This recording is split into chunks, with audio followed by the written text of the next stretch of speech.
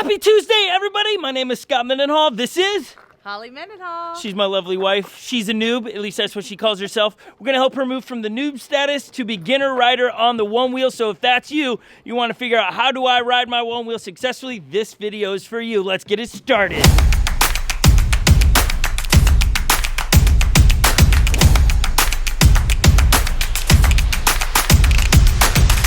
Why do you call yourself a noob?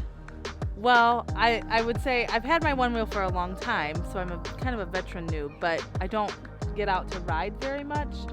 I got my one wheel when I was pregnant, so I didn't ride when I was pregnant. So now I've got to learn. The other day we shot a video back in the backyard on the berm. On the berm, and you said this is not a beginner. This is how you just overcome your fears. I am like, what's before the beginner? No, go. That's your future, now go. Greatness, what are you doing? I have no idea. But what's the problem? It's blinking? Yeah, well, that's one of the first great things about one wheels. This is great courage he wants to be in.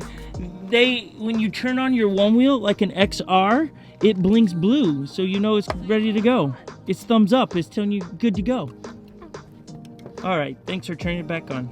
As Greatness demonstrated there, first thing you gotta do when you get it out of the box is turn it on, well, charge it, bring it outside after it charges, and then turn it on. If you got an XR, it blinks blue, okay? Or a plus if you bought a used one. And then your pints, you turn it on, there's no sensation of a blue light except for your smart bar. What was the hardest thing for you? Oh, I think that to figure out how to like stand on it and like where your feet should go and like what's gonna be comfortable, and even like to get up, like not really knowing what that was gonna feel like. All right, Holly, this is what we're gonna do. We're gonna have you hold on to something. We're gonna use a car mirror today. When you hold on to something like a mirror, you're not gonna hold on to it with all your might because you don't wanna rip your mirror off. And so it's a like 50-50 exchange.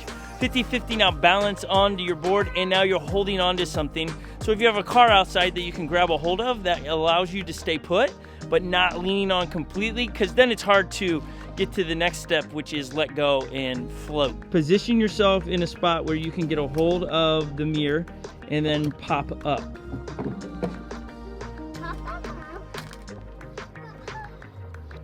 I did it. The other thing, and this is probably more crucial than just popping up, is now how do you get off the stinking thing, right? You have lift your heel and it shuts the sensor off, but where do you practice that? Holding on to the car here allows you to practice that flawlessly. Once you pop up, the next dilemma isn't riding, that's almost intuitive, is the dismount.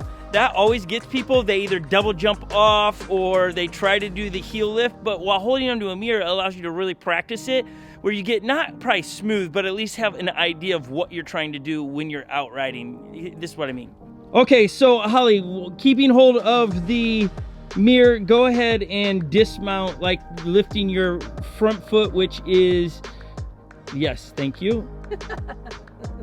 And it shuts off and goes back. When we talk about front foot, we always refer to, this is the front of the board where you have a line down it. It's a sensor pad here. You got 1, 2. Your front foot sits here.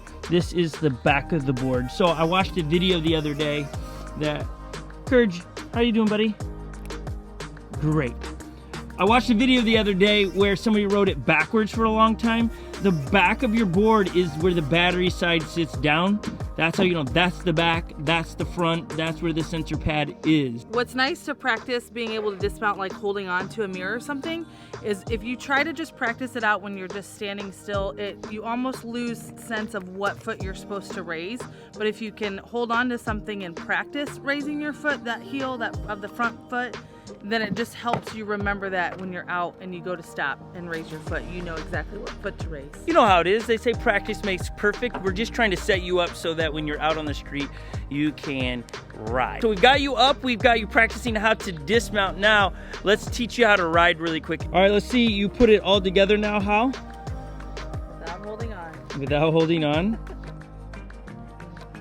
Oh, hang on.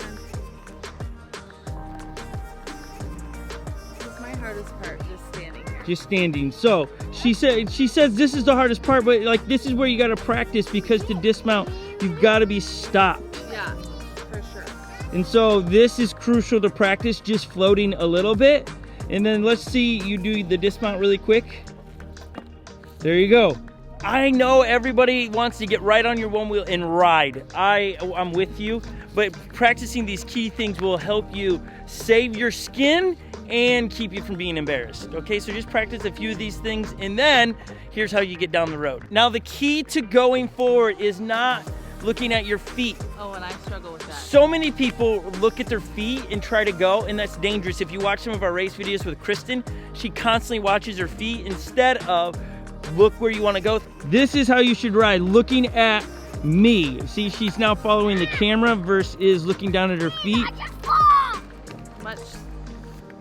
She just said it, you're much stabler and steadier when you're looking down versus looking down at your feet. When you tend to look at your feet, it makes you wobble. And speed is key, not maxing your one wheel, but the faster you can ride your one wheel, the easier it will be to balance. So you want to get up and get some speed, but not a bunch of speed. There are settings in your app. You can begin mission or lower. If you're kind of nervous, don't start on mission. Go up to, or go down to the beginning setting and then progress up as you go. Look at her, she's doing so good. Going so good. She's floating, that's a floating mama right there. Like turn. We'll talk about turning and carving in the next video, as we're gonna begin a series once a week for beginners on one wheels, because there's so many of you out there saying, oh, I can't ride, I'm not riding right now. We wanna help you with that. So subscribe to our channel. We're telling the best stories we can on one wheels. Second, turn on the bell notification. Third, drop a comment down below. What questions do you have as a new rider? What are you asking? How do I ride? How do I get this? Because we have heaps of riders in the house and we're always trying to get them down the road. Our goal is to get Mom on a group ride with everybody. She's not quite there, right? No, but if I can get started, anybody can get started. That's right. I think that's well said right there. So that's it, guys. We'll see you as we have one wheel treaded tires for the pint that we're gonna try. We've got to get some tools, so we're waiting on the tools to arrive. 2, we have a Nug foot plate or foot pad for the XR that we're gonna try. Is it better than the stock?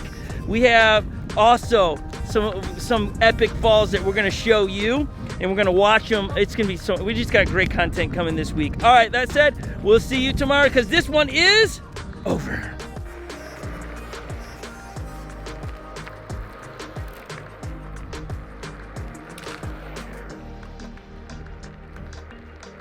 Four-year-old rider right there, 4 years.